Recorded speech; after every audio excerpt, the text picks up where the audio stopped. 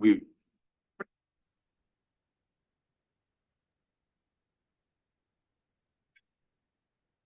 Hi everyone. On behalf of VMUG, I'd like to welcome you to today's webcast. Protect Your Hypervisor from Ransomware, presented by Nathan MITRE, Threat Intel Lead, Vali Cyber. Before we begin, I have a few quick housekeeping items to go over. First, today's webcast will be recorded and available for you on demand. You will receive an email with the on-demand link, so keep an eye out for that. Next, a Q&A session will follow today's presentation. All questions will need to be entered in the question and answer section on the bottom of your screen and answered after the presentation. And lastly, there will be a short online evaluation that pops up as you exit the webcast. Please take a minute and let us know what you've thought of today's session and what you might like to see going forward. All right, let's get started. Nathan, I'll hand it over to you now. Okay, great. Thank you so much, Matt. Give me just a second. Let me make sure I can get my screen shared.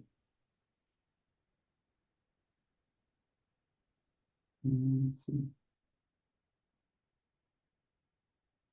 Okay. All right, everybody. Thank you so much for being here today. My name is Nathan MITRE. I am the lead for threat intelligence at Vali Cyber, and I'm excited to talk with you all today about runtime security for ESXi.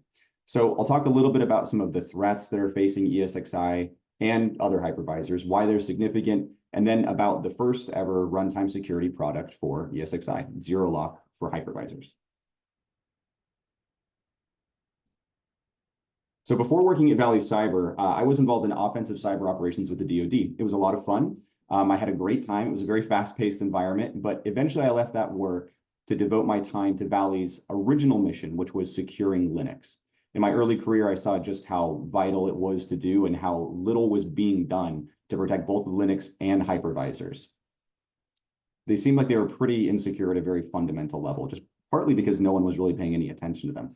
Unfortunately for everybody, I wasn't necessarily alone in this realization. And in the last few years, we've seen drastic upticks in both Linux and hypervisor security incidents.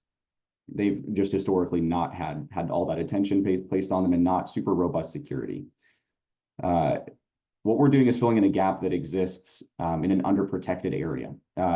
With our recent shift focusing a lot on hypervisors like ESXi, we're trying to protect people from particularly nasty and costly attacks like ransomware. So ZeroLock is Vali Cyber's flagship product. It originated as the solution for securing Linux using behavioral detection and prevention. And we've since been able to pivot over to the hypervisor market and specifically focus on ESXi, as well as having support for systems like Nutanix, Xen Server, Proxmox, and the like.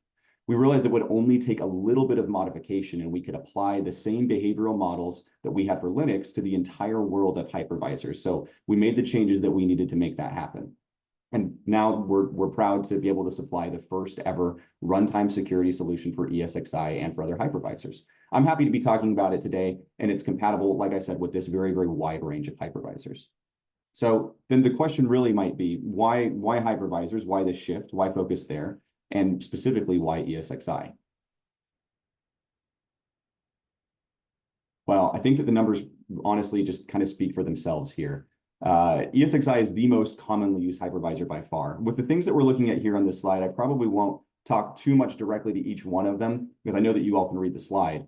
But I'll talk a little bit at large about some of the things that have been happening in this space recently. So with ESXi being, again, by far the most used hypervisor and the number of high-profile attacks that have happened against it recently, you've probably heard about things like the MGM Casinos ransomware attack, the Johnson Controls ransomware attack, and even if you want to go back even further, we could talk about things like the Colonial Pipeline attack and look at the numbers that are associated with some of these attacks as well. So, I mean, to talk about MGM, that was about $100 million in loss. I believe that the Johnson Controls was somewhere around $60 million. And then we're seeing even more recent things like the MITRE breach, which we know that there was an ESXi component to that breach. And for those of you who are not familiar with MITRE, these are some of the folks that do security evaluation and threat classification. So these are security experts. And they do evaluations on EDR products, so runtime security products specifically. And so if organizations like that are still incapable of adequately securing their hypervisor environments, I think that doesn't really bode well necessarily for the rest of us. So this is really the reason why we focus on hypervisors, is because there's just not enough people focusing on it. And again, the numbers speak for themselves. There are a huge number of problems in this space. Move on to the next slide here. So now we'll talk a little bit about how these breaches typically happen. We usually see them happen in one of three methods. So it's the ones that you see here on this slide. It's credential compromise, misconfiguration, and vulnerability. So the most kind of esoteric or arcane of these is probably vulnerabilities. These are the ones that are also usually the hardest to defend against, because it's really difficult to prevent vulnerabilities from appearing in your system, because usually we don't know about them before when we're putting them in. With vulnerabilities specifically, there are about 103, I think, currently know. That number actually might be a little bit higher. I don't know if my number is the most current, even just considering the last couple months. And those obviously come as the result of security research. Credential compromise and misconfiguration are usually come from the lack of resourcing or a lack of training.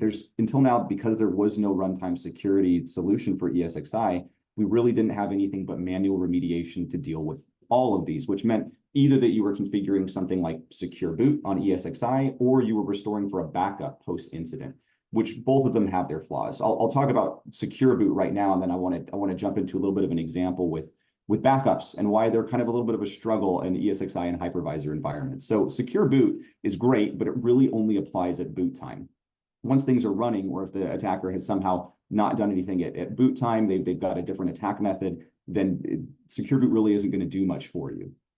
It can't really address advanced credential-based attacks, and it can be disabled with escalated privileges. So there's also a fair number of environments that don't necessarily have secure boot enabled by default. So secure boot has its benefits, things that it does well, but it also has a number of things that aren't really what it's well suited for. But let's talk a little bit about backups, one of our other options here for security within the hypervisor environment traditionally. So they're good. Backups are great. And I would never say that people should not be creating backups of their environments. You absolutely should, but they have their own set of problems. So let's imagine a scenario where there is an attacker that's been in your environment and you just learned about it, but they've been there for about 60 days. And you have a really, really, really good backup schema. So you've got a great plan. You've been doing daily backups for the last couple of years, and you can restore without too much hassle. Well, so now you have two options. You can either reduce the loss of data and go back to the most recent backup, go back to, say, yesterday's backup, before you discovered that there was an intruder in your environment. If you do this, though, there's a good chance that they're still going to be in there. You do minimize your data loss, though. If you go back to 61 days ago, then there's a much better chance that the attacker is no longer in your environment, but you've lost 61 days of data. And especially when you multiply that across all of the virtual machines that you're virtualizing on your hypervisor, this can become a huge problem and can be a significant loss to your business productivity.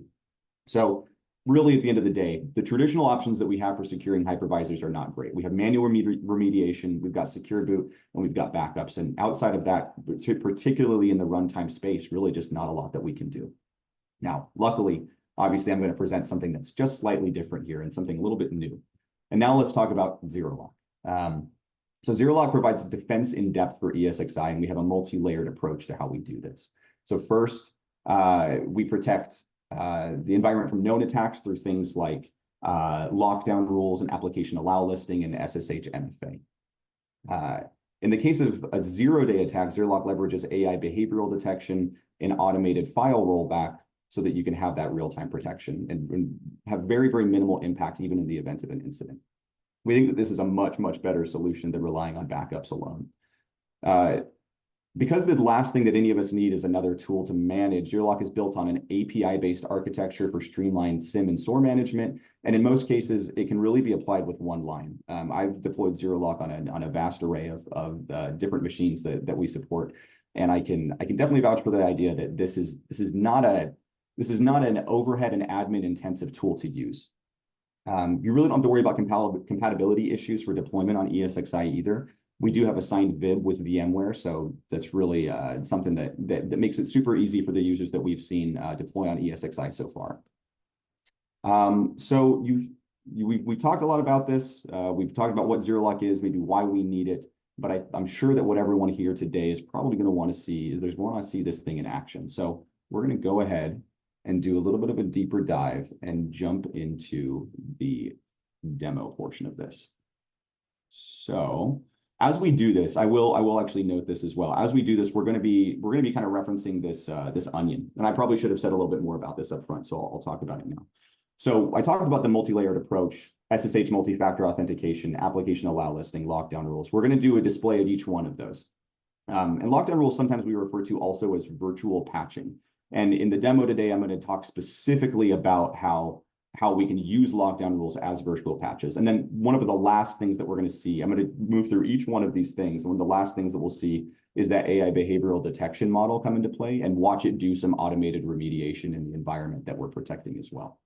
So we'll maybe be bouncing back to the kind of the onion graphic that we have here. But we'll go ahead and get started with SSH multi-factor authentication. So here we go. Let's roll this one. Okay, so the first thing that we see here is really just the dashboard for ZeroLock. You can see the number of endpoints protected, some of the recent actions that have happened. If we go over here, we can see all of the endpoints in our demo environment. We're going to focus on this one, the ESXi host that we see running there.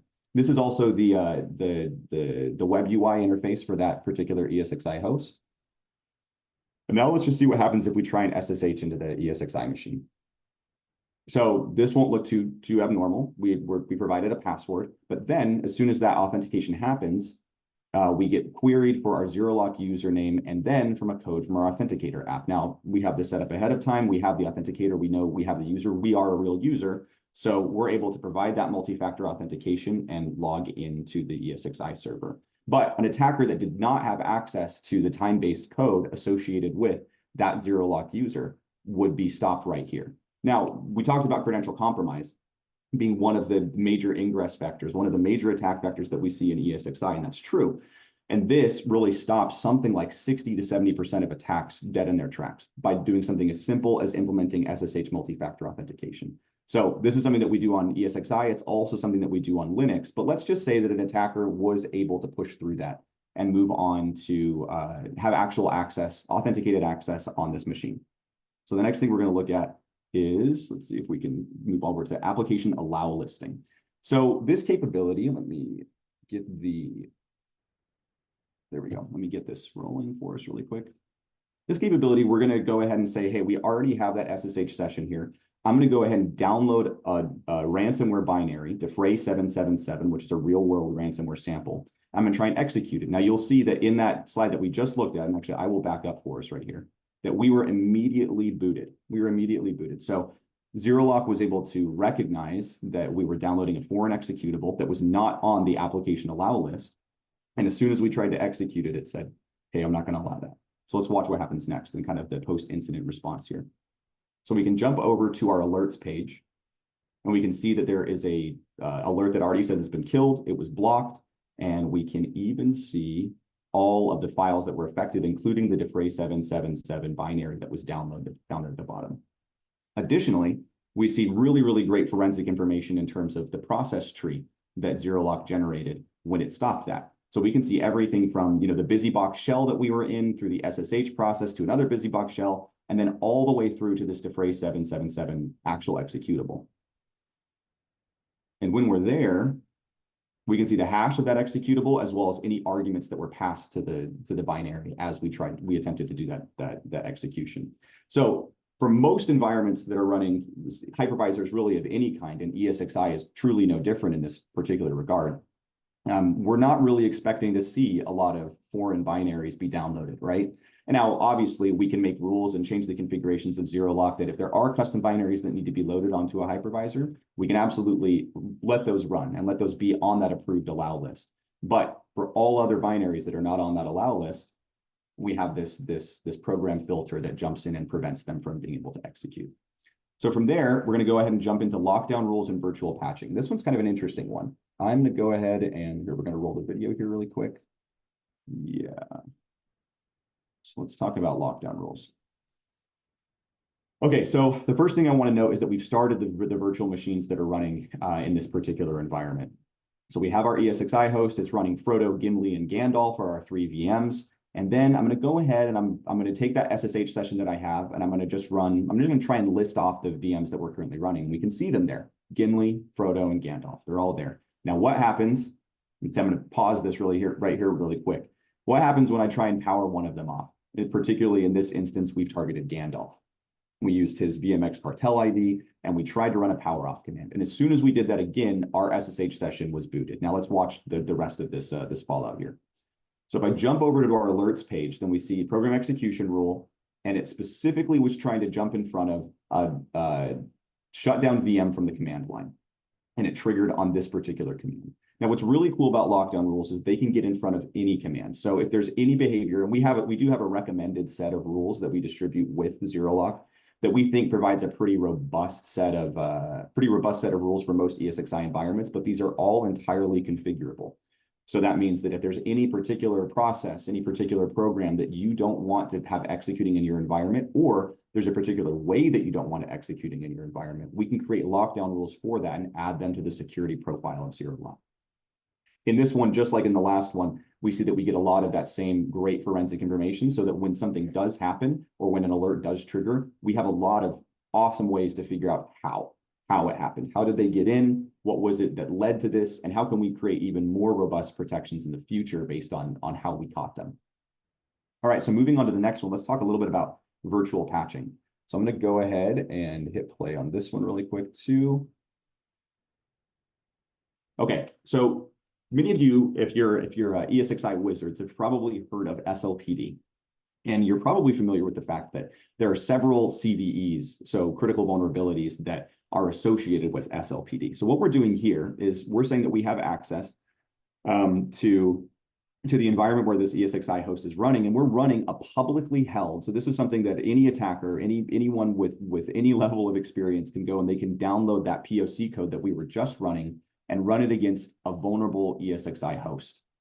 And it can be configured, as you see here, to come out of the SLPD process into a shell, right? So running this exploit can give people just an arbitrary remote shell. Now, fortunately for us in this particular instance, I'm going to back us up just a little bit.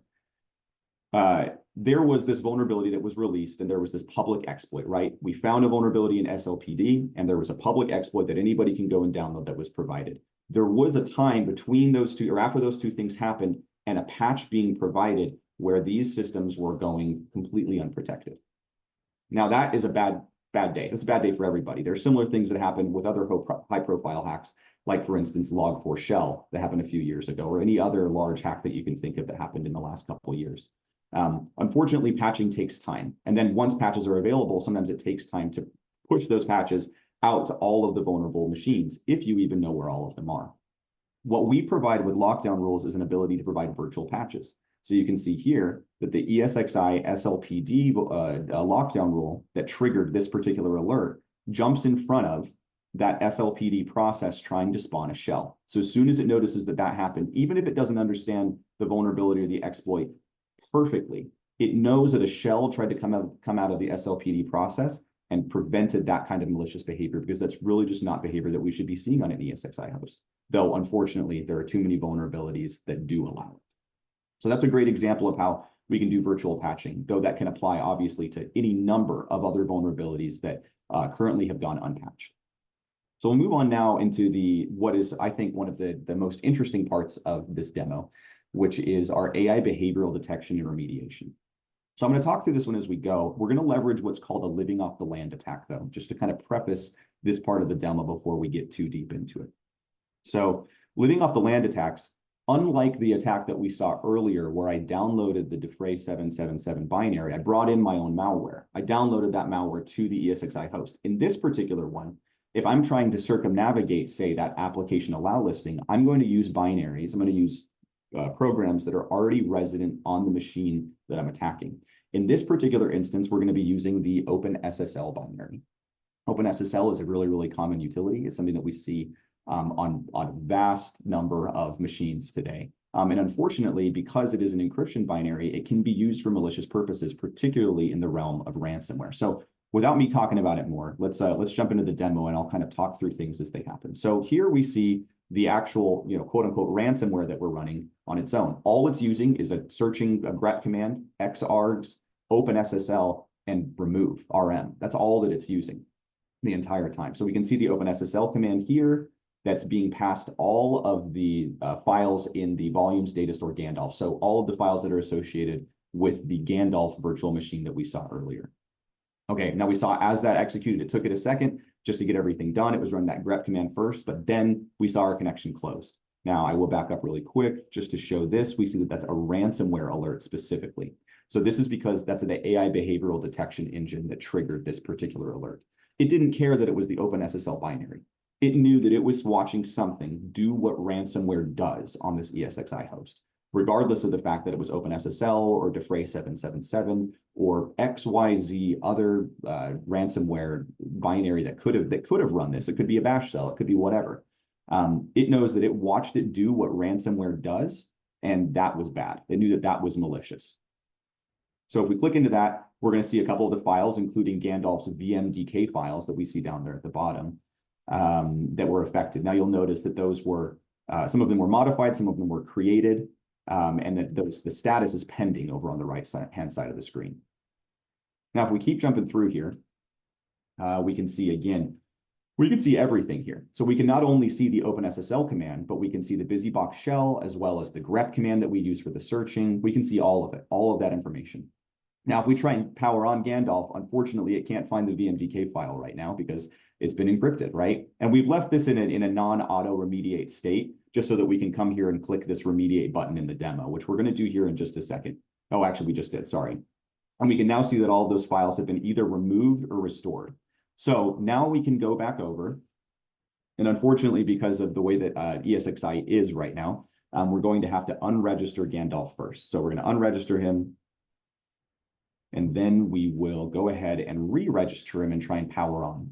Now, what we hope to see here is that we are able to power on the VM and interact with it just like we normally would be able to. So let's go find our Gandalf VMX file, select that, register it, say finish. Okay, now we're going to try and power him on. Remember what happened last time. Hit power on.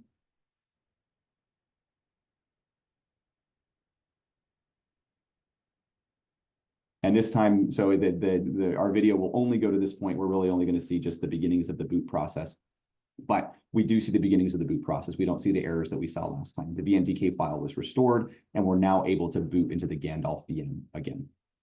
So if you were paying attention to our onion slide at the beginning of all of this, you'll know that this is basically where we ended. This was the center of our circle, the center of our onion. We made it through SSH multi-factor authentication, application Allowlisting. We made it through the lockdown rules. Then we saw our AI behavioral detection remediation, but we do have one bonus for you today as well, which is the anti-tampering engine within ZeroLock. So really quick here, I'm going to try and run this one. Okay.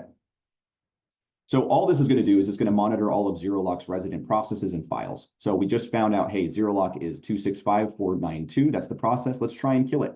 And as soon as we did, we had our SSH session killed instead, and a tampering alert was triggered. So not only does ZeroLock do a great job of protecting your virtual machines and your ESXi host, but it does a good job of protecting itself as well. Because what good is a security product that allows an attacker to come in and just automatically kill it? So this has been, I think, the majority of the stuff that we really wanted to show in a demo. And I know that I went through this pretty quick. We do want to open up the floor for questions, and I'm happy to answer as many questions that I have. I know that we have a few other people on the line, I think, here from Vali Cyber who can help answer a couple questions as well. But hopefully this has been informative. Happy to answer any questions, and I want to thank you guys all for your time. Oh, also, do be sure to meet with us at VMware Explore. We'll put in a little plug for this. We'll be in Las Vegas, August 26th through 29th, and we're happy to provide a schedule for that as well. Thank you, Nathan, for that presentation. We do have Megan Howard with us today as well. Megan is VP of Marketing with Vali Cyber, and she's here to help answer any questions you may have today.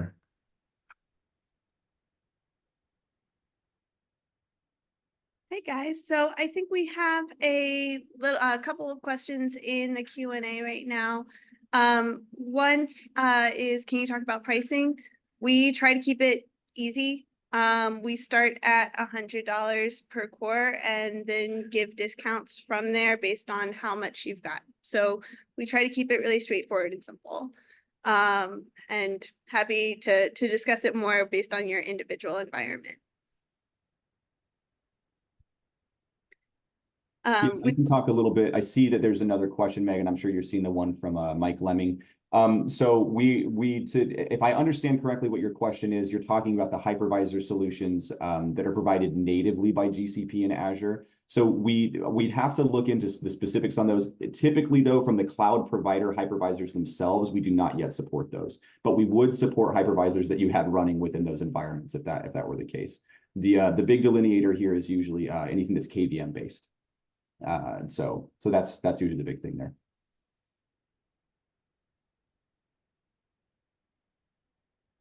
But that's also something that we'd be happy to, we can do a technical deep dive if you have a particular use case and you'd like to, see if there is a way to get ZeroLock running on one of the cloud provider hypervisors. That's definitely something that we're happy to engage in and start having some of those more technical conversations. So if that's something you're interested in, be sure to reach out. While we are waiting for other folks to think of their questions, I just wanted to give you guys a shout out. The VMUG community has been so much fun to work with. You guys are so great. And we're really looking forward to this fall, seeing more of you guys at your different UserCons and UserCon experiences. There will be different folks from the Valley team at all of those. And so we're excited to engage with you guys there. And we're also doing some different local chapter events and love engaging with the local chapter and just hanging out with you guys. So the more of it, the better. You guys are the best, just the best.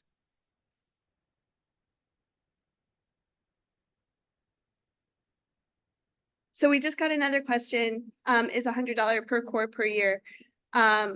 Yes, that is where we're at right now. So it's a per core per year price. Thank you for asking for that clarification. So the other question from Michael Williams we got, does this product work with SE Linux on the Linux VM side? So if you're asking, does it work with SE Linux installed or being used and enabled on the same machine? The answer is yes. We do. We can support it being there as well. We provide a lot of the same capabilities, and so there may be a little bit of like crosstalk there, but yes, we absolutely support that. It does not. If what you're asking is, does our solution use SE Linux? The answer is no. So we are not dependent on SE Linux to install in the Linux VM side. No. We also have another question from Louis. Do you need to be a partner? No, we can do sales direct or work through a partner. We do have a couple of partners that we work with as well. We do have as Nathan mentioned, a signed VIB as well as just totally deployable through vCenter. So we do try to make the process as streamlined as possible. Can I jump on the one from Juan? Go for it. Okay. So will this work with other hypervisors like Hyper-V and others? So will it work with other hypervisors? Yes, absolutely. It works with Nutanix, Proxmox. I mean, we had a slide, and actually I can pull that up here again in just a second after I'll address the question, and I'll pull up the slide so you can see some of the hypervisors that we do support. Now, Hyper-V. Hyper-V specifically, no. That is a Microsoft solution. It is a little bit different from other hypervisors at an underlying level. And so Hyper-V is basically the one segment of the hypervisor market that we do not. But with all other hypervisor solutions, essentially, we do protect them, yes. Yeah, just to piggyback off of what Nathan was saying, Vali Cyber was actually initially formed with the mission to provide adequate cyber protection for Linux. And so all of our solutions and all of our platforms are geared at securing Linux endpoints. And so with the hypervisor focus, there's a ton of hypervisors like Zen Server, Proxmox, Nutanix, KVM, Rev, that we support because those are all underlying Linux models. Like he was saying, Hypervisor V, or I'm sorry, Hyper-V is based off of Microsoft. And also, I just wanted to give a quick shout out to Eric Kubla, who's here from Pittsburgh. Eric, we're really looking forward to hanging out with you guys in a few weeks. So thank you so much for signing on. We did get a question, is there licensing for VMUG Advanced? Now, Bradley, to be honest, I'm not exactly sure what VMUG Advanced is. If you're able to provide us with more details, I'm sure I can come up with a better answer for your question. Nathan, you're still sharing your screen. And so that said, I will say that if you're interested in kind of kicking the tires on ZeroLock for ESXi, we do actually have a form, and I will put this in. Well, I wonder. Let's see, is there a way for me to chat everybody? I don't think so. But I can put it in the Q&A perhaps. No. Well, I'll just give you the Megan? URL direct. Yes. If you chat and switch it to 2, you can switch to everyone, and the message will go to everyone in the webcast. Okay, I only see host and panelists, or either you or Nathan. Oh, okay. I'm sorry. You don't have that option. That's okay. The URL, and if you wouldn't mind following me along, Matt, and typing it out for everybody, I'd appreciate it. The URL is Vali Cyber, ValiCyber.com/VMUG, VMUG. And that just takes you to a form where you can apply for a free license for ZeroLock for ESXi so that you can test it out in your personal workshop or something like that, see if it's going to work for you guys. Yes, that is the correct link that Matt just put into everybody. So happy to have you guys try it out that way if you're just interested in seeing what it's about.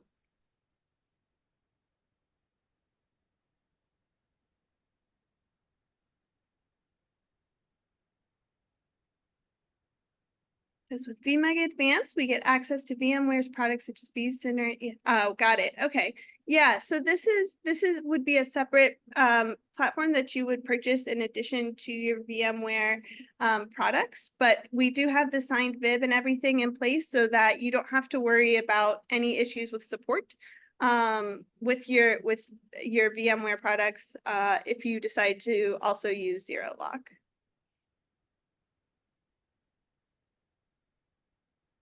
And as for the can we be contacted by your sales question, I'm sure we can get you connected. I took down the not a problem.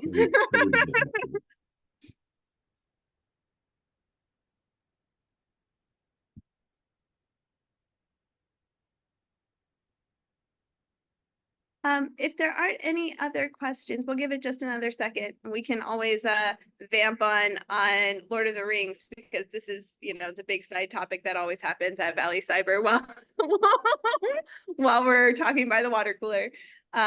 If there are any more questions, we'd be happy to answer them. Otherwise, we can wrap this up, give you guys a little time back in your day. We do appreciate you all coming out, and like I said, we'll be at a bunch of different VMUG events this summer and fall, and like Nathan said, we'll also be at VMware. So if you're going to be there, please shoot us an email, info@valicyber.com, and we can set up a meeting with you to figure out what's going on in your environment and how we can help. Yeah, absolutely. We'll wait just for another minute or two, probably for any more questions to come in. But otherwise, thank you guys so much for listening today. As you can tell, I think that we're pretty passionate about this product. We really believe in ZeroLock and in kind of the mission of securing hypervisors in Linux. So hopefully some of that is rubbed off onto you guys today, and you can feel some of that. But yeah, thank you guys all so much for your time, for being here. And yeah, let's talk about Lord of the Rings now. Let's just Right? Yeah. I don't know if anyone's seen the Lego tower that they've released, but I'm a little obsessed with it. A little obsessed. I think you're talking about the Barad-dûr Lego. Yes, exactly. I'm hoping that this isn't too nerdy to talk about at the end of a VMUG session, but I mean, I think it fits right in. But with that, Matt, we can hand things back over to you. Thank you so much for hosting us here today. Yeah, thank you, Nathan and Megan. And to find out more about the VMUG webcast program, visit vmug.com and check out the webcast page. Please make sure to complete the short online evaluation that will pop up as you exit the webcast, and let us know how today's session went. From all of us here at VMUG, thank you and have a great rest of your day, everyone.